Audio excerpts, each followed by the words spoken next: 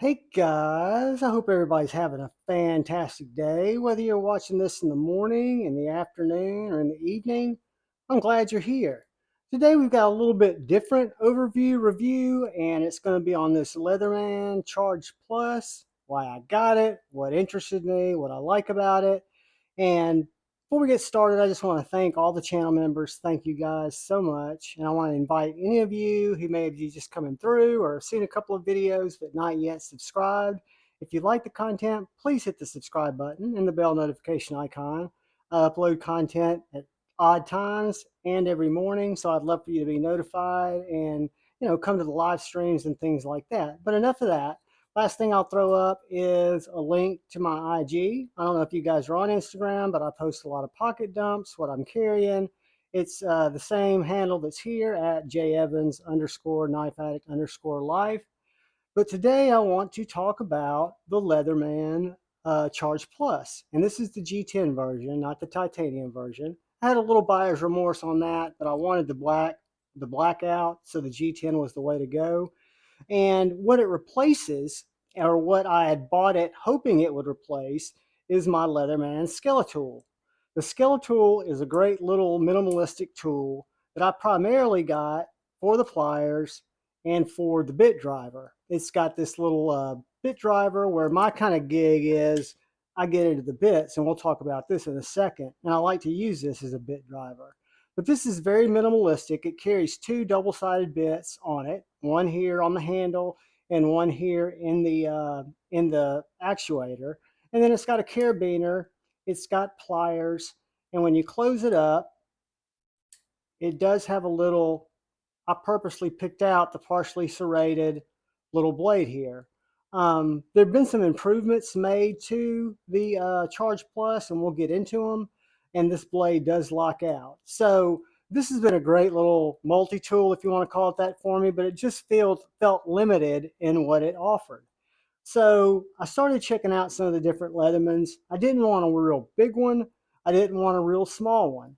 I did want, and one of the things that I really like about the Leatherman form factor is I love the pliers. And this has a little bit more what I consider needle nose style pliers than some of the other tools that I've seen out there, right? You've got a full size plier down here if you need the grip, but you've got a really nice needle nose grip up here towards the end. And you'll notice that this wire cutter, which I'll probably very rarely use, it's hardened steel, but they are replaceable. So if this were to become dull, you can buy a little $12 kit, use your T8, take those out and replace them, and you're good to go. So most people are used to seeing a Leatherman in this configuration because this is how it's typically used. And on this particular one, you've got a couple of neat tools on the back. One of my favorites is the small spring actuated scissors. I use these as much as anything. It was my favorite, part of my favorite little Swiss Army knife that I carried in college. And these are all lockable too, guys. I'll show you when we close it up where this lock release is on both sides. But then you also have next to it a small bit driver, but it's a small driver for your Phillips and your eyeglass screw. And then beside that, you have the old reliable single, this is kind of pry bar, kind of screw, does kind of a lot of things. It's a big, nice number one screwdriver, but it's also, I think, got some prying potential. And then again, to unlock it, you just simply push it on the back, it releases that lock and closes up. And then on the opposing side here, you have a little finger nick. It took me a while to figure out where that was located, and I'll probably struggle bus with it now. Let's see, there it is. And you've got a little lock and can opener that's really sharp. I think this would really open a can more so than just puncture a can, but it also would pop the top off a bottle. And then my favorite feature, what drew me to the Skeletool and the Leatherman in the first place, is this lockable bit driver. I really like the bit driver, and I'll kind of show you why here in a second. Because I'm not crazy about these flat bits, even though I use them for certain things. So as we get on through this just a little more, when we close the Charge Plus up, You've got two easy release one-handed blades. And this regular knife blade has been upgraded to 154 cm. It's surprisingly sharp. It is a locking knife. It's got a little liner lock, and it's got the one hand open. And then on the other side of the Leatherman, you have this serrated kind of a rescue hook. It is 440 CHD, and it's got a belt cutter, and it's got this serrated knife that is very sharp, that would get through a seat belt, get through cloth, get through anything really aggressively. And it's also locking. So those are the two blades that this particular Leatherman come with, but they also come with something else really cool. You've got this file that's a dual, kind of a wood file and also a diamond file. So whether you're cutting into metal or you're needing to sharpen something on the go, this is a cool little feature. And this is all operated on washers. So it's very stable, very sure locking. And then on the other side here, we have our wood saw. And guys, this wood saw is wicked. These teeth are wicked. It also locks in. You've got the liner lock there, but you could definitely prep firewood or put this saw to use. I've not tested the saw or put it through a lot, but I've seen saws with similar tooth configurations, and it's definitely up for the task. But where this knife or this Leatherman multi-tool really shines for me is in the old days, in the Skeletal days, the first thing I did was invested in the bit pack. I guess you'd call it the advanced bit pack. It was like 35, 40 bucks. But it's got hex bits, it's got all the different torque bits. The only downside to it, if you want to call it a downside, is they are these flat bits. So I haven't had a problem with them, for example, on a torque, getting grip on the actual screw. It's just a little bit funky. And then I got this Ray gear holder that's really cool that has kind of a spring attachment to keep these locked in. So I keep this in my bug out bag.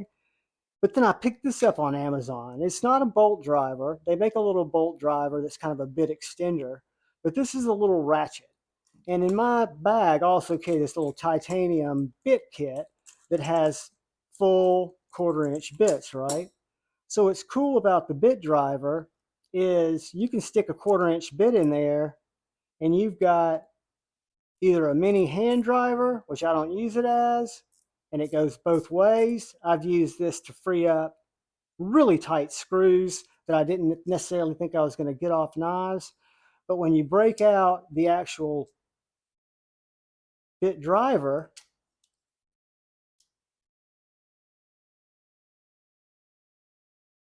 and you take the bit out that's in it, this locks in.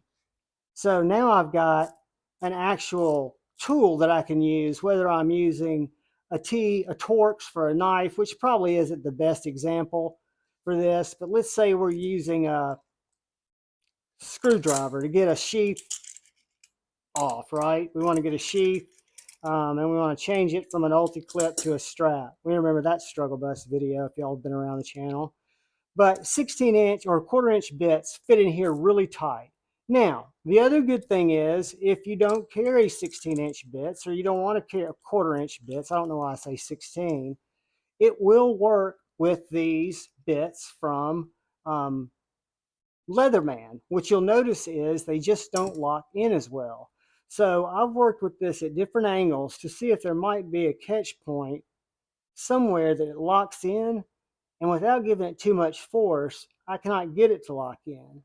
However, I'm able to, like if I'm working on a screw on a sheath, let's take out of my pocket just for S&Gs, let's pull out what I'm carrying today, the TCAL, and let's say I wanted to adjust this screw here. So once I get it in the material, in the screw, and clip it in, I've got all the torque I need to loosen it, or let's tighten it back down. Switch that out, make sure I'm not going to drop my bit, and then tighten it up. Whoops.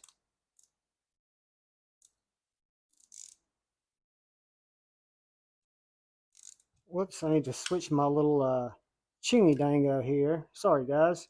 Let's tighten this back up. Again, I like the 1/4 inch and I carry them in my bug out bag. It's not a big deal. But if you carry the little Leatherman bits, this little bit driver will work with it, and it works very well. These bits, even though they're kind of flat, they're not what you would consider a traditional shape, but they hold really well. They lock in well. And yeah, I think they do a great job. So that is the Amazon little ratchet. This thing, I think it's a till. It cost me like 31 bucks. This little carrier that I keep in my bug out bag for my bit kit because it keeps it in one place. And this has got a magnet, so that locks into place. That's kind of my accessory for my Leatherman. It used to be my Leatherman Skeletal. And then, of course, put my bit back up because a lot of times I use this without the ratchet, guys. If you don't need a lot of torque, and you can get a lot of torque off this by changing it to different positions depending on what you're trying to do, right? I can put it like this and I get a lot more torque. So this is more of a novelty, the ratchet, but I thought it was cool, so I bought it. Most of the time when I'm using this on either mole clips or knife clips, I'm not taking it out. I'm not changing it. But here on both sides is this little thumb bar that releases all the tools from the outside. So it's got a really nice, easy way to unlock there.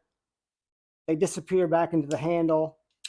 The whole thing folds up into a really small package. I don't carry it on my person. What it came with is it came with this clip, which is really cool. It locks down in there using the same, using the same key. Like if you see here, you've got this little area where if I use the same release, I can lock the pocket clip down in it. It also came with, in the box, show you guys what else you get. Your instructions. You get a little cloth kit if you want to carry it on your belt, which I don't. And then you got this little abbreviated bit kit, which gave you several other bits, which was a nice touch. It gave you the pocket clip, and it gives you this little lanyard loop. So the lanyard loop can go in the exact same way that our pocket clip goes in. And now you've got this thing set up to carry on a lanyard. Push and release it, it pulls out. Put my pocket clip back in. Whoops. And now it's locked in and it stays either on my pocket or I keep it in my bug out bag. And I really think it's cool. I've always been hesitant about multi-tools. They've never really done much for me. Swiss Army knives, I don't know why, but the Victorinox I haven't really jumped back in since college. In college, I carried the small one with me everywhere I went. Don't know why that's not the case anymore. But this little RAE gear, which I have no affiliation with, holder, bit holder, and the Leatherman Charge Plus both came from Amazon. This little titanium pill kit, or I keep bits in it, came from CountyCom. I'll try to remember to put links in the video. Guys, let me know if you care about other tools, multi-tools, or if you just want to see knives. I am really interested to hear what y'all think. But I'm really glad that I upgraded from the Skeletal, which will still have a place in my car, to the Leatherman Charge from my bug out bag. I think it's a great little addition. I think it'll go great on camping trips. I appreciate y'all being here, taking some time to watch content with me. I love each and every one of you. I ask that you please look out for the guy or gal to your left. Please look out for that guy or gal to your right. Look out for each other. Go forward with love in your heart. Choose debate, not hate. I love y'all. Peace.